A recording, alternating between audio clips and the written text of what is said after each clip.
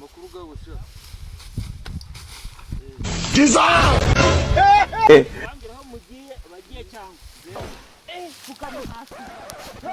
Oya buranje byose baba bari gukora nje na mbiri. Nagije nagubuye. Ngiye. Nabige ngiye. Tuwa mun ngufasha. Hasingo yigira. Ari yanjye. Kutekezo ni umusanda wongeye. Mushara umve ko mwongeye. Giza!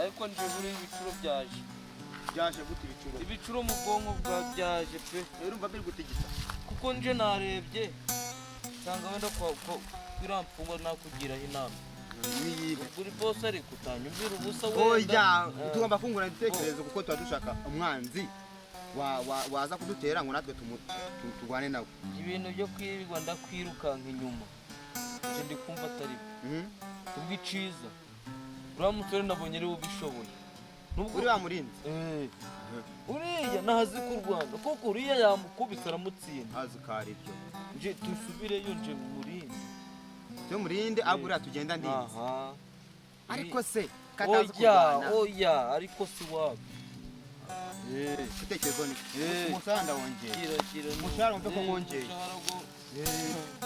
biragongeye kadaje boss ariko ko kumushara wagongeye umushana wongeye kadaje uyu muntu nabonye afite amakana nabonye afite amakana urumva nabonye afite amakana rero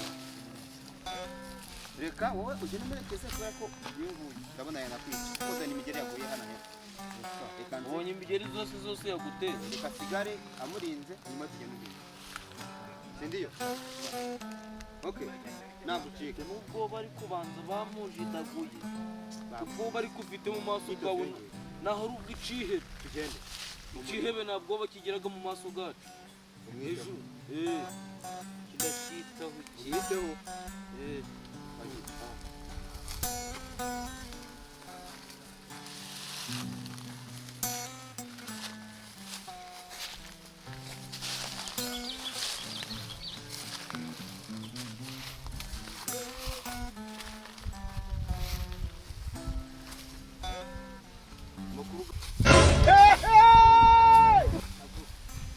Urambiraho mugiye bagiye cyangwa. yewe Fukama hasi. Fukama. oya buranje byose baba bari gukora nje na mbiri Nagije nagubuye. Ngiye. Nabige ngiye.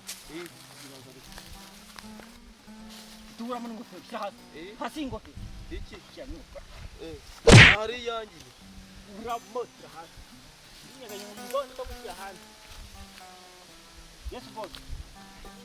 Akabadaje nawafasha ariko ariko twabikora mu bundi buryo yego babiri bacitse hasi twabikora mu bundi buryo ariko inyungu ndi kubona atagoranije nyine twitura umuntu abikora uko ubishaka cyo kugira ukabarangira bose ndabica fukama bose ndabica bose ndi ikimenyetso wakoresha ikimenyetso yego bose ndabica kubikamo ikimenyetso so wansabyera gime tugende yes boss mbere kwende wowe